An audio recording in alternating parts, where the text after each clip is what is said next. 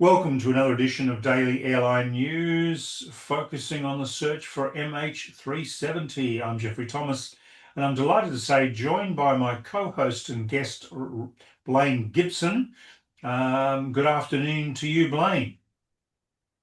Good afternoon, Jeffrey. It's been a while. Good to see you Yeah, again. it's been a bit too long. I'm sorry, and I know that a lot of viewers are hankering to with some follow-up questions, and we're going to kind of focus on just a few today. And the first one we want to look at is from Matthew Few 7704. Okay, you guys dropped a cliffhanger on this assassination, which I've heard zero about, and then moved on to the next comment. Please elaborate if you feel safe to do so. So perhaps, and then also Icarus 370, Blaine, is asking you, was there an investigation into that consul's assassination? And if so, what was the result? What happened to the debris he was supposed to deliver? And what has the effect been on the collection and delivery of subsequent 370 debris? There's some really good questions there. So over to you, mate. Over to you.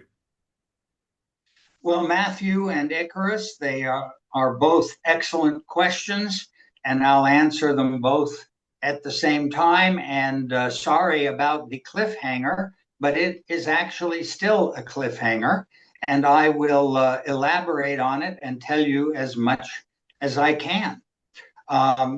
The consul was assassinated 8 days after we handed over to Madagascar authorities debris, and he was told to collect it, and he went to the foreign ministry and finalized the protocol in the morning, and he went to his evening cafe where he always has a cup of coffee and some pastries in the evening, and was assassinated. He was followed and parked his car and was assassinated while he was in his car, and it was a hit. And none of his money or documents were stolen. They just got him and left, and he was dead. And it's tragic because he was a very good man. And what happened in the next few days was extremely strange. For one thing, the next day, the news of his assassination was printed in the local newspaper. Now, normally it takes them a few days because of the censorship and clearances and, of course, investigation to publish in Madagascar. And yet this article was ready to go right away and printed the next day, and didn't even say that he was the current consul. It said former consul. It made no mention of any debris that he was supposed to collect. And it just said that it was appeared to be an account settlement, and it accused him of being involved in some sort of a kidnapping, which was totally baseless, no evidence for it. And it was so bizarre to see this article, this explanation, this cover story in the news the very next day. And that raised suspicions. It's almost as though it was premeditated, and the article was likewise, you know. maybe written before he was killed.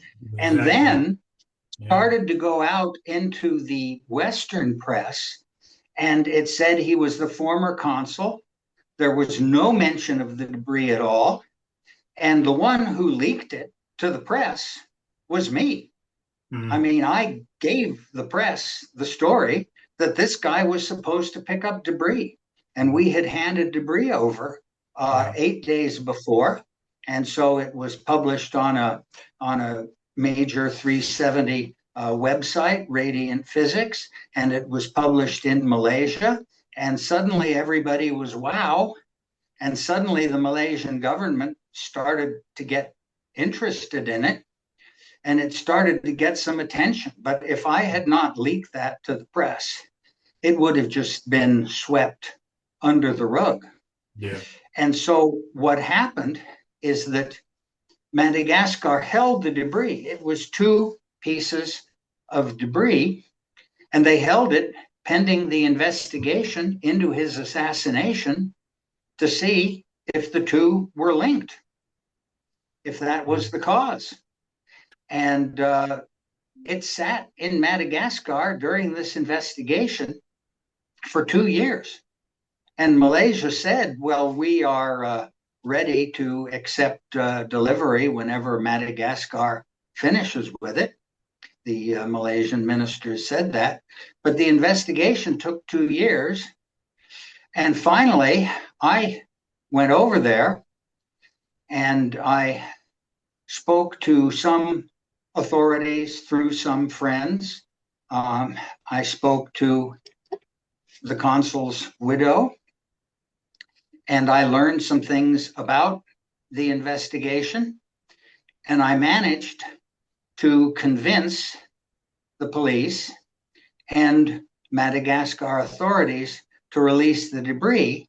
So it was shipped to Malaysia for investigation, these two debris, in September of 2019. So it delayed the shipment of those two debris for 2 years. Mm. It also put a total halt on all collection and handover of any debris. I mean, the word got out, and people in Madagascar aren't naive. They know that something is going on, so they weren't reporting and handing anything over. I wasn't reporting and handing anything over. Madagascar didn't want to receive it during that time. The assassination was very effective in stopping the flow of debris. Yeah. And as to whether the two were linked or not, I can't go into too many details because I've got some confidential sources on it. Yeah. But they thought that the timing and perhaps the whole assassination was linked to the debris. Yeah. Because of debris. However, they could not prove it. Yeah. There was no proof. Mm. They identified the hitman. The hitman, they never found him or his body, but it was clearly a contract killing. They thought it was a local mafia killing that was paid for and prompted by a parent international mafia killing, but they had no proof, and not having the proof, they just sort of left it there.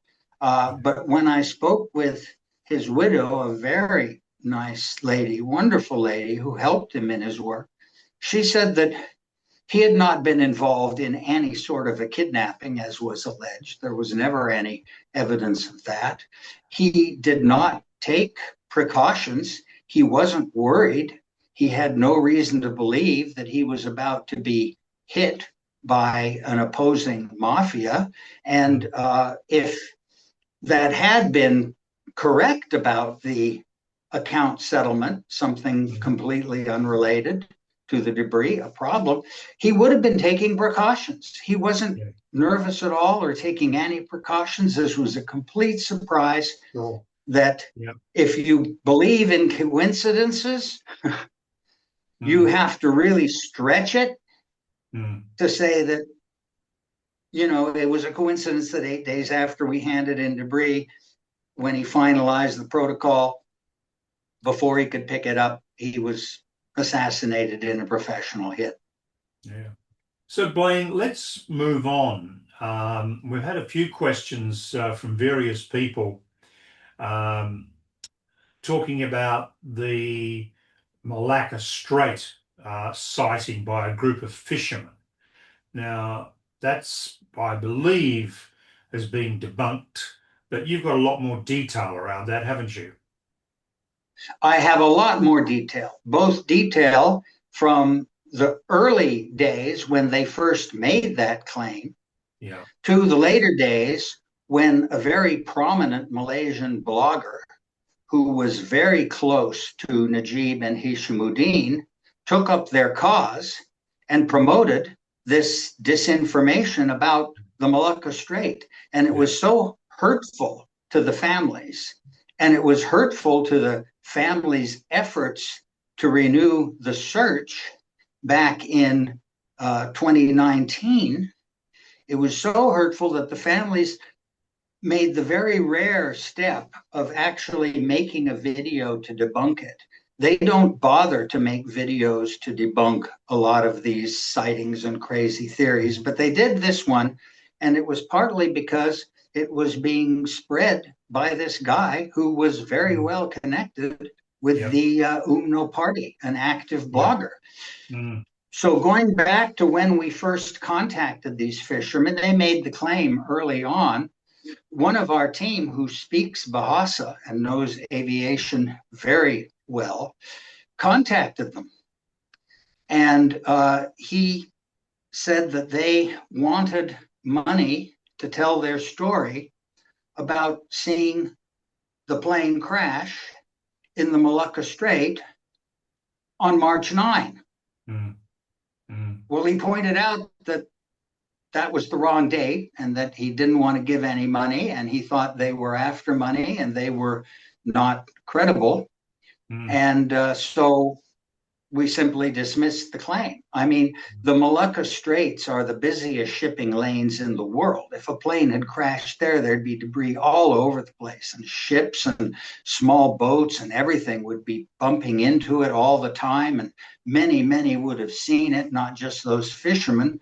Plus, they had the date wrong. Yeah. I mean, I've, Well, then we didn't hear anything about it for a while until this blogger who had been very much spreading disinformation and attacking me and making false claims about where Malaysia 370 was, a major disinformation guy. He took up their cause and perfectly timed to when the families were really trying to convince the Malaysians to renew the search at the end of 2018, beginning of 19, um, called this press conference with these fishermen there and had them swearing on the Quran that they had seen the plane crash. And when conveniently the date had now changed to March 8th. Somehow that date got changed mm. in between what they originally claimed and what they swore on the Quran. Mm. So, and then he had a team together. He was very active on Facebook at the time. He had a team that was very active on Facebook that spread this all over the place. Yeah. And it was so hurtful to the family's efforts that they produced this video debunking the claim. Yeah, if that's been the big thing, I mean, first of all, the Straits of Malacca, MH370 was actually tracked by military radar through the Strait of Malacca. So we know that it didn't crash there because it was tracked. I actually was able to, I was a guest of a cruise line, and I was actually on the bridge going through the Straits of Malacca. And you're absolutely right, there's ships everywhere. And how if it had crashed there, everybody would have known about it, which kind of segues me to another comment, Blaine, that we've had. And it's rather an interesting one.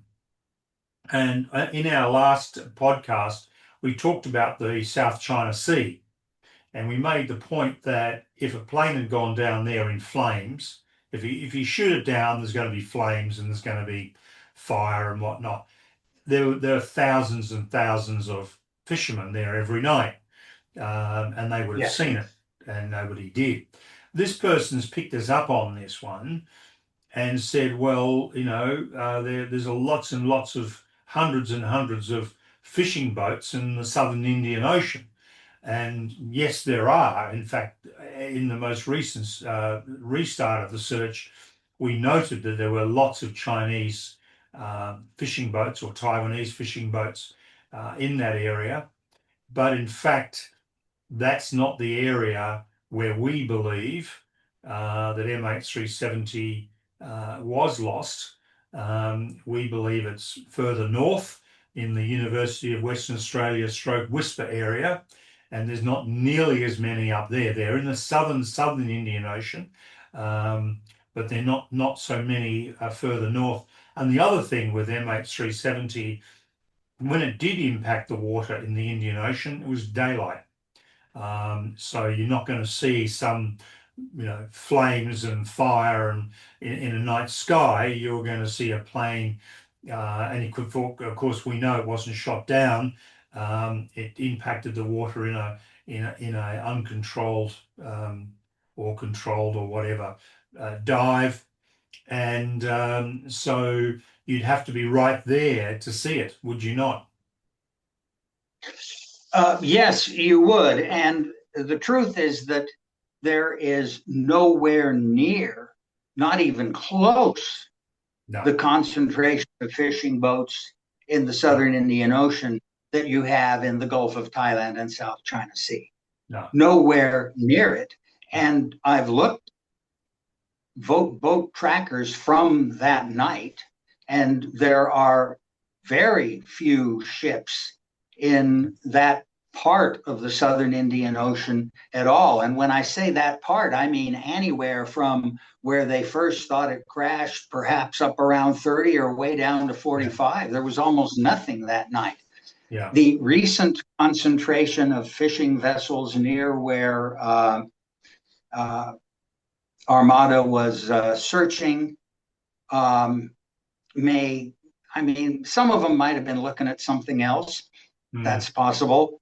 yeah. But there were many more there recently than there were on that night. So Mm, it's not a fair comparison at all. no. 370 crashed, whether it's where we think it did in the UWA area or even farther south in the CSIRO area. It crashed where no ships would have seen it, Yeah, period. yeah. However, if it had crashed in the South China Sea or Gulf of Thailand, hundreds, thousands would have seen it. There'd have been debris spotted right away that really Mm, was debris. And the mm, Malacca Strait, I mean, my God, it was searched very closely because 370 had flown there, but then it had flown up and south, but they didn't know that. They were searching there. There was nothing there. no. There was no plane crash there. Yeah. I understand that there were all sorts of early rumors and sightings. That's natural. But it's very dismaying to me to see that after all we have learned, all the debris, the Inmarsat data, the radar, the cell phones ping, the whisper data, and most important, the debris and the drift analysis, that people are still spreading this either misinformation or deliberate disinformation that 370 crashed or was shot down in the South China Sea or crashed in the Straits of Malacca. And another one is that the same people that were pushing the Straits of Malacca crash are now pushing that it landed on the water in the Andaman Sea and floated there and then sunk intact, which Mm, is a complete fantasy. There was one woman, a witness, who was flying at 30, 35,000 feet the morning after, and she saw some waves and whitecaps reflecting light that looked like in the shape of a plane. Well, you couldn't see a plane from that high, but she didn't know that. And she made an honest report of this sighting, which unfortunately was used by people at the time to claim it was ditched mm, and floated in the Andaman Sea. And now they're still doing it now. They're trying to push the search away from the southern Indian Ocean to mm. make sure the plane is not found where it is, to cut the search short by spreading Yeah. this disinformation that the plane is in South China Sea, Malacca Strait, Andaman Sea, Great Australian Bight, Diego Garcia, Kazakhstan. It doesn't matter. Yeah. To the people who are spreading this disinformation, all that matters is anywhere but where it is. Mm. And talking about where it is, we're just coming to the end of July, and we've got August, September, October, and then we start again. but in basically 3 months' time, this search is going to resume, and it may well resume in October. And I'm hoping that Ocean Infinity will start at the northern part because the wave conditions and the swells will be much less further north than the southern Indian Ocean, and so hopefully they'll start at the Whisper area, which is part of the University of Western Australia's drift analysis area. Your Professor Chari Patarachi. So have you spoken to any of the relatives, Blaine? Is there any sort of building excitement that, guess what, we're only 3 months away from a renewal of the search?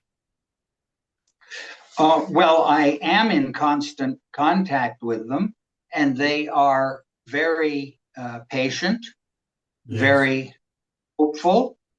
And while a lot of people are getting all excited that, oh, where are they going to search? Where are they going to start? Blah, blah, blah. They need to start. The relatives are just, hey, Ocean Infinity is going to restart the search. We hope they find it. Yeah. They're patient. They're hoping for the best. Yeah. And they don't really make any comments on where they want to see searched. They just No. say, let Ocean Infinity, it's their money, it's their ship and technology, let Yeah. them search where they want. I have always made it clear that my belief is that the 370 crash site is in the UWA area, which is somewhere between 28.3 degrees south and 33.2 degrees south. Personally, I hope they start in the north because then they could start a little earlier. I hope they Yeah. start in the north at the northern part and around the Yeah. Whisper area and Mm. just continue searching until they find the plane.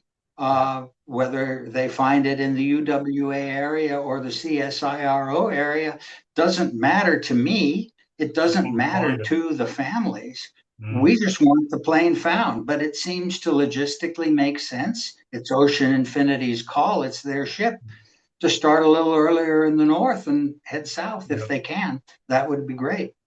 Yeah.